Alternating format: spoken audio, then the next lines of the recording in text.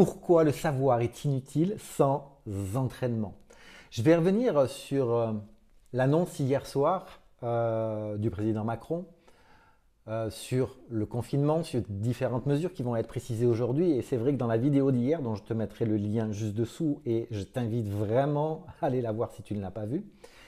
Donc ces annonces vont entraîner tout un tas de réactions, tout un tas de possibilités, d'impossibilités. Cela dépend de quel point de vue on se place. Et ce matin, avant de faire cette vidéo, où je commençais à réfléchir à ce que j'allais partager, je vois aux informations, je reçois des messages à Nice, des personnes assassinées, égorgées, décapitées. Juste après, je reçois un autre message à Avignon, une personne abattue. Et tous ces événements additionnés à ta vie, tes problèmes, tout ce que tu vis au quotidien, ça génère très probablement des émotions. De la colère peut-être, de la tristesse, de l'impuissance, des peurs, parce qu'on ne sait pas vraiment où on va. Et salut, c'est François, coach et thérapeute. Si tu ne le sais pas encore, donc abonne-toi à ma chaîne si tu ne le sais, si tu ne m'as jamais vu encore. Et tous ces événements, comme la mouche qui vient m'enquiquiner là, vont activer du stress. Mais ces événements qui sont un petit peu plus signifiants qu'une mouche qui vient m'embêter vont vraiment transformer, modifier la chimie de ton corps, vont augmenter potentiellement le stress dans ton corps. Et encore une fois, sur la durée, c'est quelque chose qui va vraiment te poser de sérieux problèmes. Et je crois que les événements que nous traversons vont durer, et sans présupposer ou sans être complotisme, sans entendre certains messages de part et d'autre, ou peut-être qu'on peut avoir le sentiment aussi en termes d'émotion, et on peut le sentir dans le corps d'être pris pour des cons. Je vais te parler de différentes personnes, je vais revenir justement sur le savoir. Beaucoup de gens savent, beaucoup de gens perçoivent certaines choses d'une manière particulière en ce moment. Et si réellement on veut changer la perception de ces événements qui ne nous pourrissent pas la vie vraiment, qui nous empêchent de vivre et de nous sentir bien, ça demande de l'entraînement, même si on a certaines ressources et certaines compétences. Je voudrais te parler à nouveau de Viktor Frankl, ce psychiatre. Donc, pour rappel, ce type-là, ce monsieur a perdu ses parents pendant la guerre, camp de concentration, a perdu son épouse, a été torturé. Et dans ses études, parce qu'il a continué son travail et tout ça, ça lui a servi de ressource dans une période extrêmement difficile. Et juste là, je fais une parenthèse parce que ce matin, je vois mon papa qui a plus de 90 ans et qui me dit « Mais François, est-ce que je vais pouvoir sortir, promener mon chien? C'est le seul truc, je vois personne à part toi. Est-ce que je vais pouvoir sortir ?» Et je dis « Oui, tu vas le faire. Tu vas le faire. Est-ce que je vais pouvoir faire mes courses? Oui, tu vas pouvoir faire tes courses. » Et je lui ai posé une question pour faire le lien avec l'époque de Viktor Frankl, donc la Deuxième Guerre mondiale. Je lui ai demandé, mais pendant la guerre, tu habitais à Paris, tu étais jeune, il est né en 1932, donc vous imaginez. Et comment ça se passait par rapport aux libertés? Mais il me dit, mais on pouvait faire ce qu'on voulait à Paris. Alors il me dit, j'ai ma mère, donc ma grand-mère, qui faisait la queue pour aller s'alimenter parce que c'était difficile de bouffer, c'était pas quelque chose d'aisé. Mais il me dit on était beaucoup plus libre et c'est ce qu'il me disait, ce qu'il me partageait dans son ressenti, c'est qu'aujourd'hui c'est quelque chose qui est finalement en fait vraiment nouveau pour nous en France en tout cas.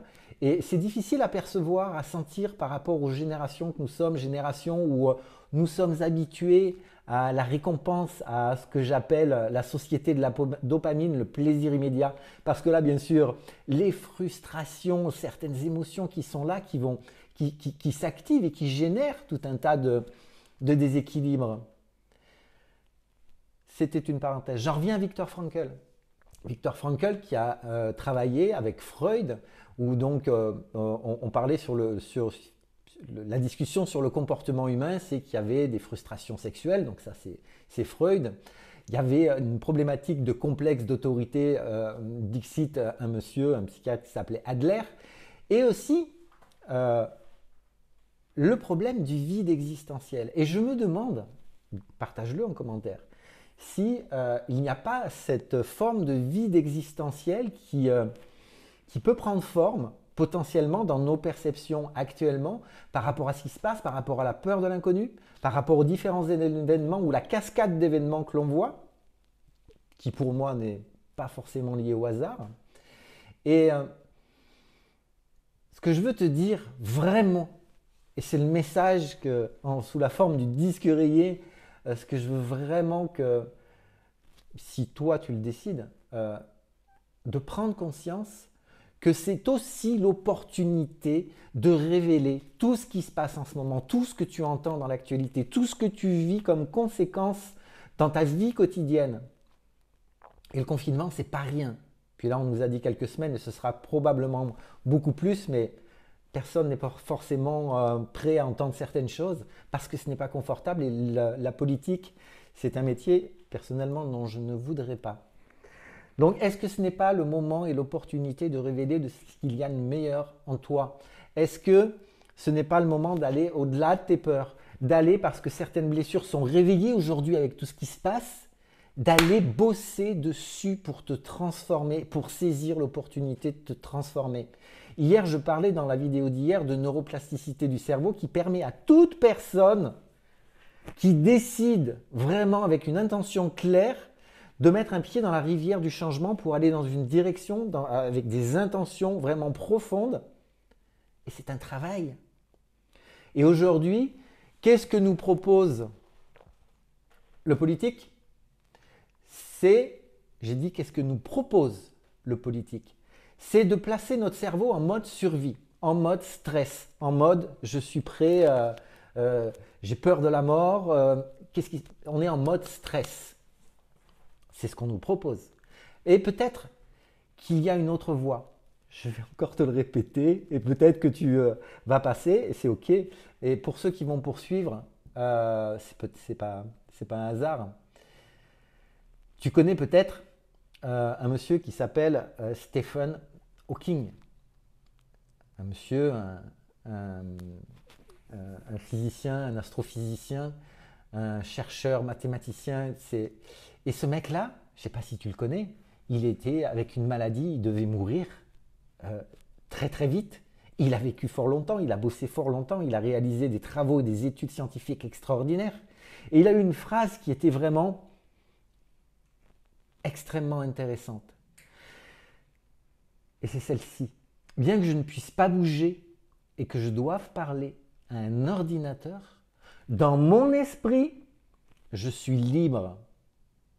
Je t'invite vraiment à dire cette phrase, à répéter cette phrase à l'intérieur de toi par rapport à ce que nous traversons actuellement. Vraiment. Je veux te parler aussi d'un monsieur qui s'appelle Philippe Crozon. Philippe Crozon, c'est quelqu'un, pas de bras, pas de jambes, pas de chocolat. Là, c'est une boutade. Ce type-là, il a traversé la Manche. Il a traversé la Manche sans bras et sans jambes. Est-ce que ce n'est pas un symbole du dépassement de soi? Il a été au bout de son rêve. Cette performance, ça a permis et ça a transmis beaucoup d'énergie positive en montrant qu'il pouvait réaliser certaines choses que la croyance populaire, la croyance générale, mais qui peut traverser la Manche sans bras et sans jambes? Il l'a fait. Il l'a fait. Et c'est vraiment important pour moi de te donner des exemples aujourd'hui de gens qui ont vécu des expériences où beaucoup de monde aurait lâché, se serait résigné, serait resté dans une posture de victime soumise à l'extérieur, à l'environnement extérieur. Je vais te parler de moi aussi. J'ai eu, à 3 ans et demi, on a diagnostiqué la maladie de Legg-Calvé-Perthes. C'est quoi? Une ostéochondrite. Qu'est-ce que c'est une ostéochondrite? C'est une interruption de la vascularisation de la zone de croissance du cartilage. Et il s'ensuit une nécrose musculaire. et c'est-à-dire la mort des cellules. L'os et le cartilage sont affectés. J'étais sur une planche avec des poids aux pieds pendant 2 ans et demi, et à ce moment-là, on m'a dit, mais tu pourras pas faire de sport, peut-être jamais marcher, etc., etc. Et une grande partie de mon enfance, j'avais interdiction de faire quoi que ce soit de physique, et mes parents croyant bien faire, hein, bien sûr, parce que je risquais de me retrouver totalement handicapé à vie. Ce que je vais te dire par rapport à ça, c'est qu'aujourd'hui, je suis moniteur assistant et moniteur de combat rapproché. Si j'étais resté dans un système de putain de croyances où on m'a dit, bah oui, mais parce qu'il t'est arrivé ça, tu peux pas faire. Parce que tu as un handicap, tu peux pas faire. Parce que des gens, des sachants avec une blouse blanche, ont dit que c'était pas possible. Et là, je reviens sur ce biais cognitif où quelqu'un qui a un sachant, si un sachant dit quelque chose, le sachant a raison. Alors le sachant, il peut avoir une blouse blanche et il peut avoir un beau costume avec des beaux mots. Et si tu me suis dans les vidéos, ce que je remarque malheureusement, c'est que les vidéos les plus vues sont les vidéos où je parle du méchant, vilain, pervers, narcissique, manipulateur. Si tu fais partie de ces gens-là, je t'invite à me partager comment tu vis la période en ce moment avec des gens qui entretiennent, qui transmettent des patterns, des comportements qui quand même font penser potentiellement que ce n'est pas forcément pour notre sécurité, à chacun d'entre nous, que nous sommes contraints, obligés, soumis, et je ramène ça à la perception qu'on peut avoir par rapport à ça. Et qu'est-ce qu'on fait par rapport à ça? Qu'est-ce qu'on va faire? Si tu veux t'engager sur la rivière du changement, comme je te l'ai dit, le savoir, si tu sais, comme je vois des coachs qui savent, comme moi aussi, il y a des choses que je sais et c'est pas pour autant que sur moi c'est toujours confortable ou facile et ça change tout de suite. Non, non, non, non, celui qui te dit ça, c'est un menteur. Mais si tu veux vraiment changer, si tous les événements qui se passent actuellement, comment ça va se passer dans ton couple? Parce que là, c'est vrai, je reviens sur un point, on a constaté qu'il y avait vraiment une très forte augmentation des violences conjugales avec le premier confinement. Comment ça va se passer maintenant? Comment va se gérer ton niveau de stress par rapport aux perceptions que tu as de tout ça? Et par rapport à l'attention et l'énergie que tu vas consacrer à ça? Ou l'énergie que tu vas utiliser pour aller dans la rivière du changement dont j'ai parlé dans la vidéo d'hier. Et désapprendre, il va falloir désapprendre certaines choses. Désapprendre, ça va commencer aussi par prendre conscience et d'avoir conscience de tes comportements automatiques, de tes programmes automatiques et de commencer à les voir, à les percevoir, à les sentir et à les observer. Parce que tiens, je reprends Philippe Crozon.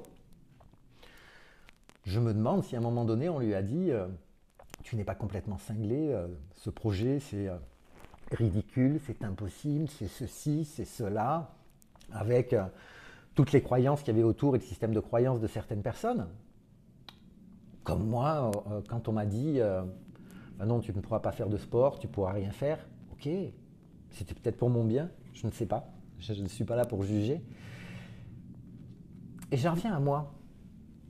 À un moment de ma vie, les relations toxiques, la relation toxique dans la vie privée, dans les relations professionnelles, ça m'a conduit à perdre quasiment tout, à rentrer dans un état de dépression, vraiment avec le suicide qui était très très proche. Et à ce moment-là, je croyais que l'extérieur était quelque part encore responsable de ce que je pouvais vivre, de ce que je pouvais expérimenter. Et jusqu'au moment du point très très bas, et si je fais toutes ces vidéos et tout ce que je partage, c'est pour que certaines personnes puissent peut-être ne pas arriver complètement au fond du trou pour aller dans cette rivière du changement. J'ai réussi à prendre la responsabilité de tout ce qui m'est arrivé. C'est-à-dire qu'il a fallu, il y a eu une transformation où, ok, il t'est arrivé ça, ça, ça, ça et ça. Mais tout ça, C'est toi qui l'as créé, c'était moi qui l'avais créé. C'est pas la faute de l'autre. Tant que je reste dans ce modèle bas du monde à dire que tout ce qui se passe, tout ce qu'on vit, tout ce qu'on expérimente, c'est la faute à Macron, c'est la faute à ceci, c'est la faute au fonds BlackRock, c'est la faute au virus, peu importe, on s'en fout. Mais là, tu ne prends pas la responsabilité. Je sais que ce n'est pas confortable. Encore une fois, je sais que ce n'est pas confortable ce que je raconte. Mais c'est de prendre toute sa responsabilité par rapport à ça. Et par exemple, si tu as peur de la maladie aujourd'hui, tu peux aller travailler sur ce qui génère le stress et qui va complètement enfoncer ton système immunitaire. C'est quelque chose qui est possible. Tu peux pratiquer la méditation, tu peux pratiquer la cohérence cardiaque. Et si tu viens me voir en tant qu'élève, tu vas apprendre à bosser la cohérence cardiaque. La méditation, parce que c'est un outil dont je parlerai davantage parce que je suis en train de l'expérimenter. Donc c'est une phase avancée de la cohérence cardiaque que je suis en train d'expérimenter, mais ça, j'y reviendrai. Et désapprendre, c'est aussi de savoir que ton système de croyance et mon système de croyance va évoluer. Ma hiérarchie de valeurs va se transformer à partir du moment où je vais rentrer dans cette rivière du changement. Et tout ça, ça demande du travail, des actions.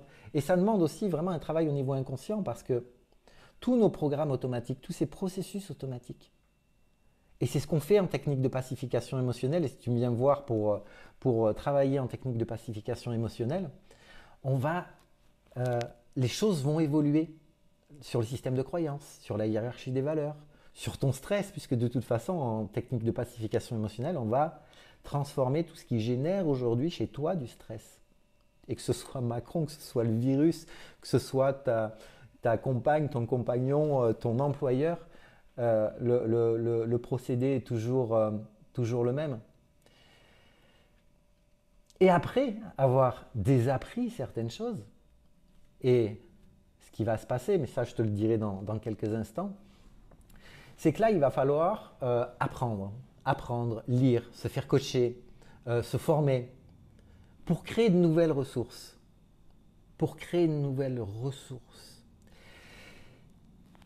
Et bien sûr, pour en revenir, le savoir est inutile sans entraînement, c'est-à-dire que le cerveau fonctionne d'une certaine manière. Et comme le cerveau fonctionne d'une certaine manière, si tu apprends quelque chose et que derrière tu n'entretiens pas par la répétition ce que tu as appris pour créer de nouveaux programmes qui vont devenir des programmes inconscients, des programmes automatiques, ça ne marchera pas. La pratique, l'entraînement, la répétition.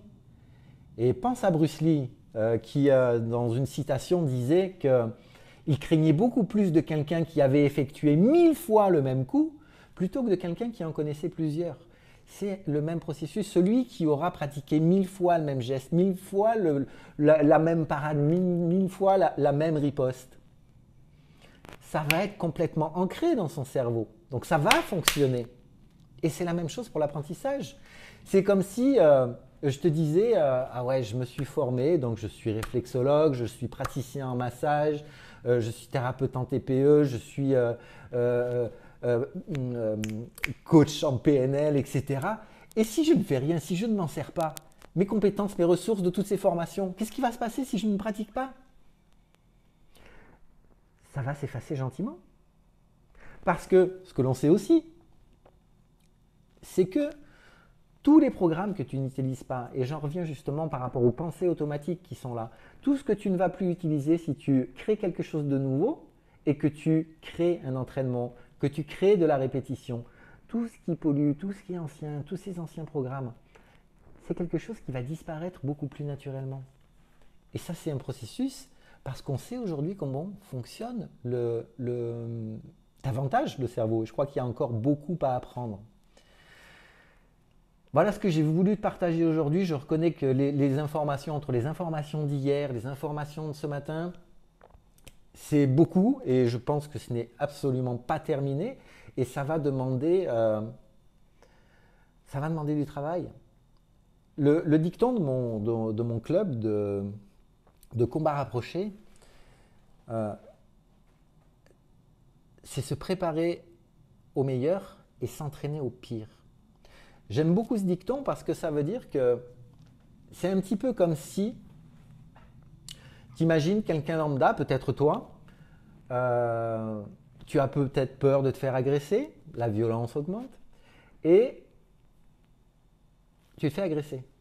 Tu ne vas pas savoir comment réagir. Et là, ton cerveau, il va être donc mode survie, peut-être sidération, pas de réaction, etc. Ou fuite. Et le mode combat un peu plus difficile. Si tu as appris, tu sais que sur une frappe circulaire, il y a un enchaînement qui est là, qui est ancré naturellement. La peur, elle sera plus là. La peur, elle sera plus là parce que de toute façon, tu as un programme inconscient qui va fonctionner automatiquement. Et c'est vraiment le message que je veux te transmettre aujourd'hui par rapport à toutes ces peurs, par rapport à toutes ces craintes, par rapport à toutes ces émotions. Clairement, aujourd'hui, entre ce que j'ai entendu hier et ce matin, j'aurais été dans un état de colère mélangé à de la tristesse, mais un état de stress considérable. Et là, je suis beaucoup plus posé, je vois, je perçois les choses différemment. Et c'est vrai aussi que j'ai vraiment envie de te dire, parce que j'observe les gens autour de moi, j'observe les gens et les élèves que j'aide, qui sont bousculés avec tout ça. C'est d'arriver à construire le concept d'un mode de fonctionnement où tu vas pouvoir prendre tes décisions, mais sans émotion, sans stress, avec plus de recul. Et avec cette conscience que le changement et l'opportunité, je reviens là-dessus, l'opportunité de ce qui se passe, c'est d'aller découvrir peut-être la personne que tu es, d'aller découvrir là où tu veux aller vraiment, même si aujourd'hui c'est quelque chose qui paraît peut-être abracadabrantesque, mais il n'y a rien qui nous empêche, nous, à l'intérieur de nous, avec ce que l'on sait aujourd'hui du fonctionnement du corps, du cerveau, il n'y a rien qui nous empêche de nous sentir bien à l'intérieur de nous. À partir du moment où, avec stratégie, on va les transformer, nettoyer certaines expériences et qui nous permettront d'avoir une perception complètement différente de tout ce qui se passe à l'extérieur. Et je crois que c'est le moment, c'est vraiment le moment, je n'ai pas dit le moment ou jamais, c'est vraiment un moment cadeau, cadeau, cadeau, cadeau. Saisis ce fichu cadeau, même si c'est quelque chose que tu vois comme aujourd'hui comme ridicule, c'est pas ridicule du tout. Voilà ce que j'ai envie de te partager aujourd'hui et je voudrais terminer par c'est la journée je t'ai parlé de Philippe Crozon, de Viktor Frankl, un petit peu de moi